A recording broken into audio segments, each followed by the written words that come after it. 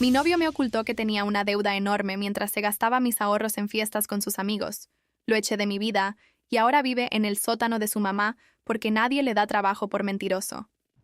Es una sensación extraña ver cómo el esfuerzo de 5 años de tu vida, cada hora extra, cada café que no te compraste y cada vacación que pospusiste, se convierte en una montaña de confeti en las manos de un hombre que juró protegerte. Dicen que el amor te vuelve ciega, pero a mí me volvió estúpida, o quizás solo me volvió demasiado humana para un mundo lleno de parásitos. Me llamo Valeria, tengo 29 años y soy auditora financiera en una firma de seguros. Siempre he sido la chica de los números, la que tiene una hoja de cálculo para el supermercado y un plan de pensiones desde los 22. Mi vida era orden, estabilidad y una proyección impecable hacia un futuro que, hasta hace 3 meses, incluía una casa de 3 habitaciones, un jardín pequeño y a Diego. Diego tenía 30 años, una sonrisa que podía desarmar a un fiscal y una habilidad casi mística para hacerme sentir que, después de tanto trabajar, yo merecía relajarme un poco. Lo que no sabía era que su idea de relajación implicaba incinerar mis ahorros mientras yo dormía, pensando que estábamos construyendo un imperio. Nos conocimos en una convención de negocios. Él trabajaba en consultoría externa, o al menos eso decía su tarjeta con relieve. Era carismático, hablante fluido de 3 idiomas y tenía esa seguridad de los hombres que nunca han tenido que pedir permiso para entrar a una habitación. Al principio, nuestra relación fue un bálsamo. Yo ponía la estructura y él ponía la chispa. Me llevaba a cenar a lugares que yo consideraba demasiado caros, y me decía, vale, la vida se pasa volando, deja que yo me encargue de esto, te lo mereces. Durante el primer año, sentí que finalmente había encontrado a mi igual, alguien que no se sentía intimidado por mi sueldo ni por mi ambición, o eso creía. Los problemas empezaron de forma tan sutil que, si no fuera auditora, probablemente nunca los habría unido en una sola imagen de horror. Decidimos irnos a vivir juntos a un apartamento que yo ya estaba pagando. Diego insistió en que unificáramos fuerzas para ahorrar para el pago inicial de la casa de nuestros sueños. Si ponemos lo tuyo y lo mío en una cuenta de inversión conjunta,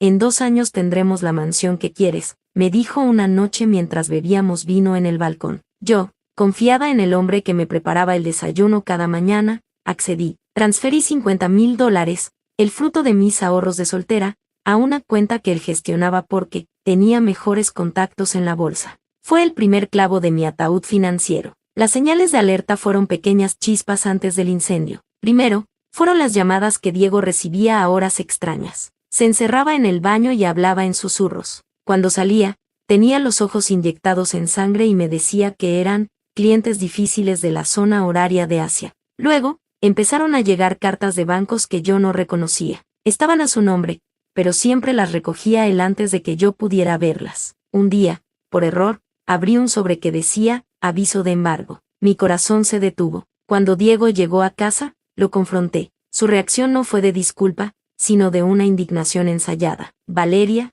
por Dios. ¿Ahora revisas mi correspondencia privada? Es un error del banco, una deuda vieja de mi ex que no han borrado del sistema. No puedo creer que no confíes en mí después de todo lo que estamos planeando. Me hizo sentir como una controladora obsesiva. Tu trabajo de auditora te está volviendo paranoica, ya no sabes separar la oficina de tu casa. Me soltó con un tono de decepción que me hizo pedirle disculpas durante 3 días. Poco a poco, Diego empezó a salir más con sus amigos de la industria. Decía que eran cenas de networking, pero regresaba a las 4 de la mañana oliendo a tabaco caro y alcohol premium. Yo me quedaba trabajando hasta tarde para compensar lo que yo creía que era una racha lenta en su consultoría. Las inversiones van lentas, vale, el mercado está volátil, me decía cada vez que yo preguntaba por nuestro fondo para la casa. Mientras tanto, yo veía en sus redes sociales fotos que sus amigos subían, aunque él me tenía restringida para no ver ciertas historias. Eran fotos en reservados de discotecas,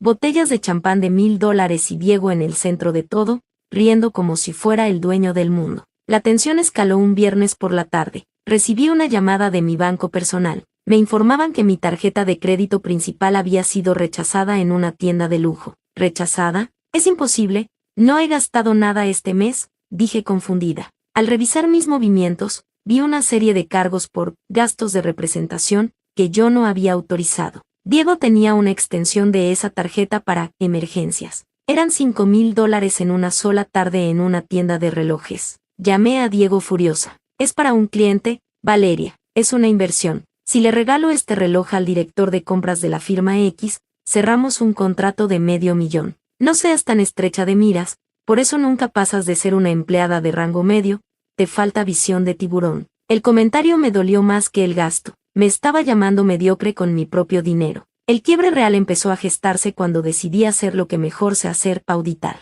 Aproveché un viaje de Diego a un supuesto retiro de negocios en Miami para entrar en su estudio. Forcé el cajón de su escritorio. Lo que encontré me provocó náuseas. No había ninguna cuenta de inversión. No había contratos de $500,000. Lo que había era una montaña de estados de cuenta de créditos rápidos, deudas de juego y préstamos personales que sumaban más de $80,000. Pero lo peor fue ver los extractos de nuestra cuenta conjunta. Estaba vacía. Mis $50,000 se habían esfumado en retiros de cajeros automáticos en casinos, pagos a hoteles boutique y cuentas de discotecas. Diego no era un consultor, era un estafador que vivía de la apariencia, y yo había sido su mayor patrocinadora. Me quedé sentada en el suelo del estudio, rodeada de papeles que demostraban que mi vida era una mentira, durante horas. Sentí una humillación tan profunda que me quemaba la garganta. No solo me había robado el dinero, me había robado la seguridad de que soy una mujer inteligente. Me hizo dudar de mi cordura para proteger su vicio.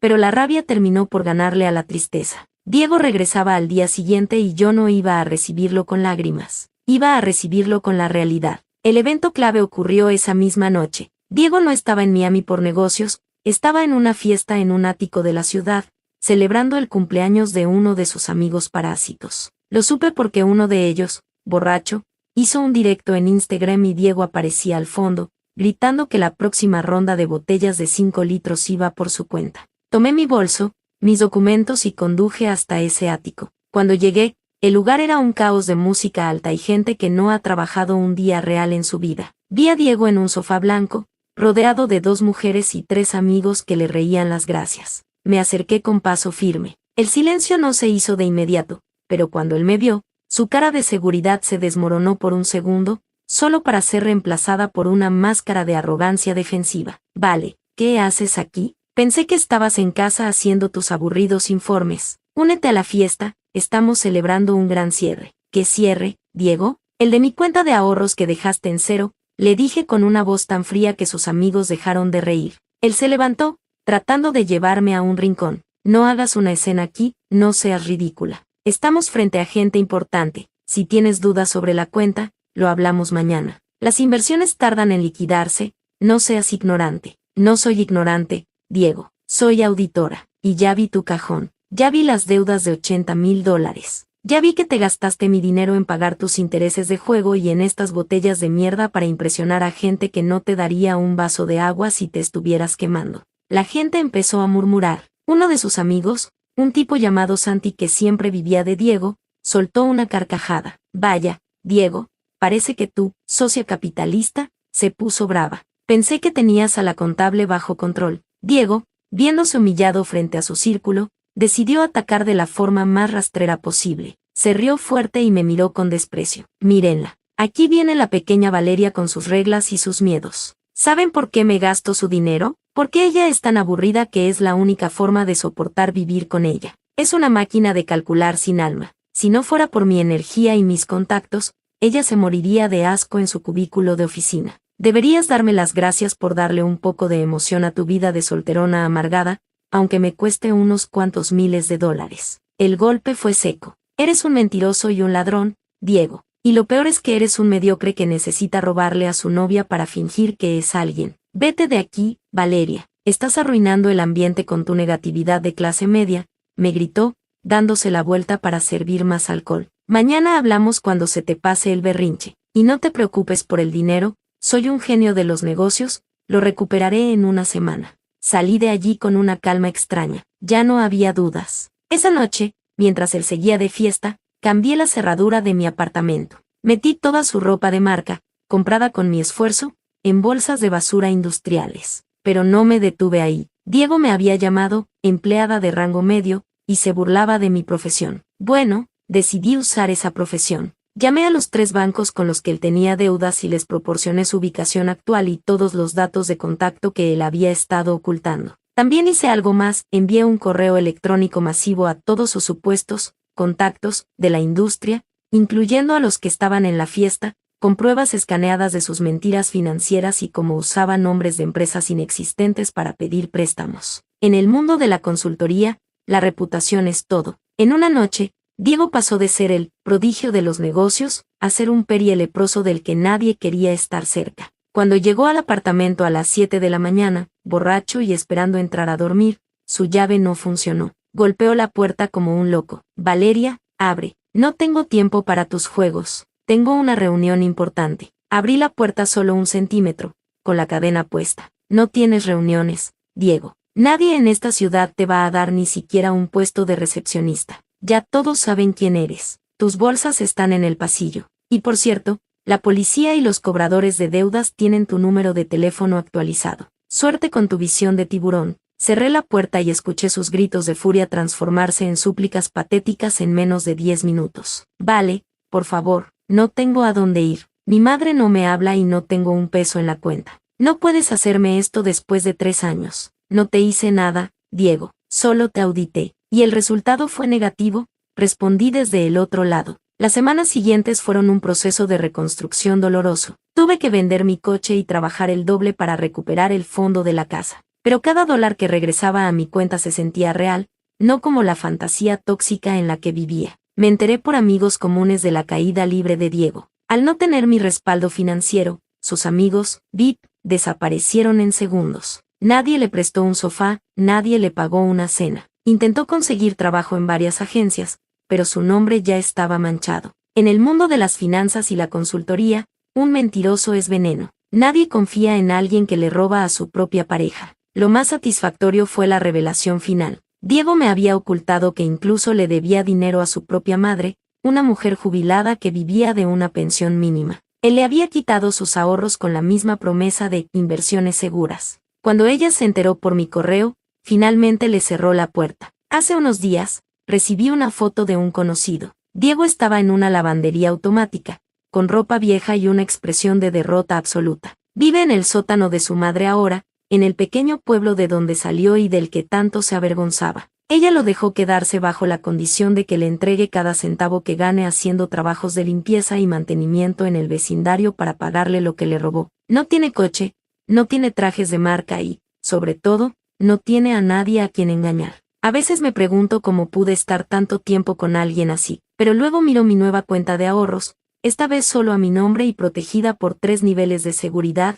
y me doy cuenta de que la lección valió cada centavo perdido. Diego quería una mujer a la que pudiera manipular, pero se encontró con una auditora que sabe que, al final del día, los números siempre cuadran. Y los suyos dieron 0. Él sigue enviándome correos desde cuentas nuevas, pidiéndome un préstamo inicial para lanzar una aplicación que va a revolucionar el mercado. Dice que se siente solo, que el sótano de su madre es húmedo y que yo soy la única que puede ver su verdadero potencial. No respondo. Borro el correo y sigo con mi vida. Mi futuro ya no tiene un jardín de 3 habitaciones planeado para nosotros, sino un ático propio, pagado con mi propio dinero, donde no entra nadie que no pase primero por una auditoría de alma. El karma no es un rayo que cae del cielo, a veces es solo una mujer que decide dejar de ser el soporte de un parásito. Diego pensó que yo era su red de seguridad, pero se olvidó de que las redes de seguridad también pueden convertirse en redes de captura si intenta saltar sobre ellas con demasiada arrogancia.